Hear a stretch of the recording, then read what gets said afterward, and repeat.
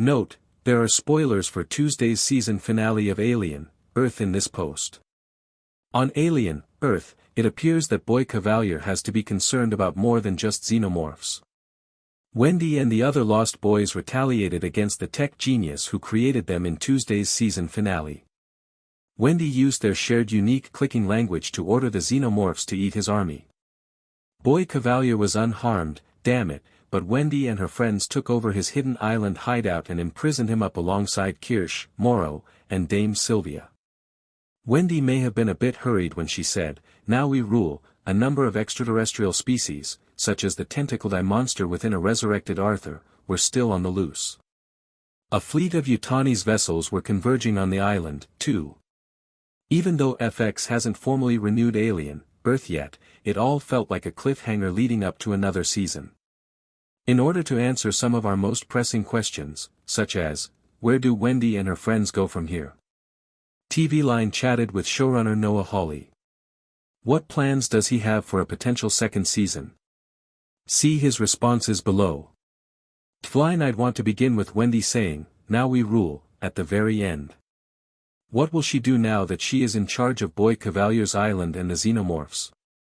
Is it just her claiming a freedom that she's never really had? Indeed, I believe that she is attempting to regain control on some level because everything seems so out of control. It is a really infantile behavior. And I believe it makes us happy. Every time, we support the underdog. Additionally, we have been observing these children being somewhat coerced. Boy Kavalier manipulates, Wendy, and Morrow manipulates slightly. I find it really satisfying to watch these kids take charge because they are all muscled and gaslit. She asserts, "Now we rule," with such confidence, but as we observe the ships arriving and the creatures departing, we recognize that the remark is full of hubris. I struggled with this topic in Fargo's 4th season, where Chris Rock's character believed that he needed more power to feel safer. However, in practice, more power equates to less safety, right? Because more people are pursuing you, the more power you own. Therefore, I believe that Wendy and the Lost Boys may have made a similar claim in this instance. Now that they have proclaimed themselves to be a nation-state or whatever, be on your guard. Finale of Alien, Earth Kavalier, Boy. Flying, the fact that Boy Kavalier was not ultimately mauled to death by a xenomorph will probably disappoint some fans. What prompted you to spare him? If I'm successful, I'll be producing many more seasons of this program, and you don't want me to succeed without him, do you understand? It's the difficulty Shogun will confront as the second season begins after eliminating one of the most adored characters. What comes next? Flying, and the risks don't end there, as you said. The plant emo. I think Joe is less so because he is her brother, and I believe he has her best interests at heart. Dame Sylvia, on the other hand, is persuaded that what she is doing is appropriate for the children, but it is actually what she wants for herself. It's interesting, early on, I had these chats with actor Essie Davis, and she talked about Dame Sylvia's bond with Marcy, and how Marcy must regard her as a mother figure. And it occurred to me, well, I'm not going to correct you, but I think that's really messed up. Because you have this girl who has lost her parents and has been transported to this research island by these strangers.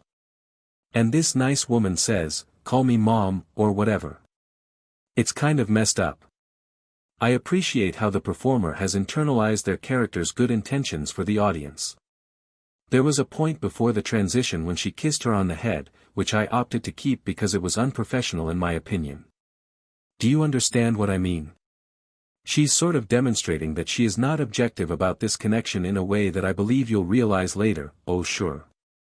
She was never really a scientist in this moment. She always had some crazy mother thing going on. TV Line, I enjoyed the Kirsh/Morrow fight in the lab, it was like WrestleMania inside. What went into planning a fight between two superhuman fighters? What's amazing about having physically fit performers is that they can sell it. Tim Oliphant is a particularly exact actor who can really sell it. And Babu Cisse brought that type of wrath to it, which I thought was fantastic. Our stunt coordinator, Rob Inch, staged a wonderful battle with enough beats to seem extremely serious. And it had narrative, with setbacks, and who had the upper hand, and then, I believe, it probably finished in a way that surprised most people. Kirsh lost the bout. Then, of course, Morrow says, man always wins. It is a question of will. And then, after 20 seconds, the machine chokes him out, correct? It's like, don't count your chickens, right? You haven't been formally renewed for season 2, but this finale felt like the beginning of something fresh. What kinds of things would you like to try in another season? Would you resume just where you left off? When I think about Alien, I imagine various levels of captivity, right? And the ship is a level of containment, and it's now on the Earth, and they're in this lab, and now they're out of the lab, and now they're on the island. So it feels like season 1 was about breaking those levels of containment, you know? So season 2 feels like it's about what comes next, right? The island can no longer accommodate them. What happens next? Yutani's arrival represents a significant growth in scope. My duty in the first season is to invest you as much as possible in these characters. And after that's done, we'll need to expand further. If the show isn't expanding, it's contracting, correct? So, that is what I would say about it.